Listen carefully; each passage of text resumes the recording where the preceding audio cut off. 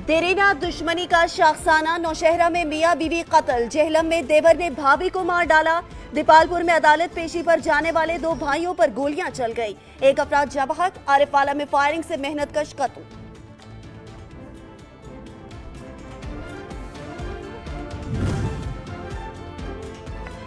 इंसानी रूप में दंदनाते भेड़िए इंसानियत का सर शर्म से झुकाने लगे। मंडी बहाउद्दीन में एक बच्चा ज्यादती के बाद कत्ल। दीपालपुर में 7 साला बच्चे को नोचने वाला मुलजिम पुलिस की गिरफ्त में आ गया।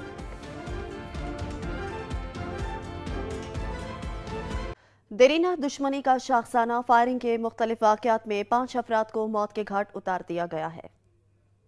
नौशहरा के नवाही इलाके में नामालूम अफराद की फायरिंग से एक खातून समेत 2 अफराद जाँ बहक हो गए। मरने वालों में मियां बीवी शामिल हैं। जिला जेहलम के शहर पिंड दादन खान में देवर ने भाभी को कत्ल कर दिया। मुलजिम ने खातून के सर पर डंडों के वार करके कत्ल किया। पुलिस थाना जलालपुर शरीफ ने कार्रवाई का आगाज कर दिया।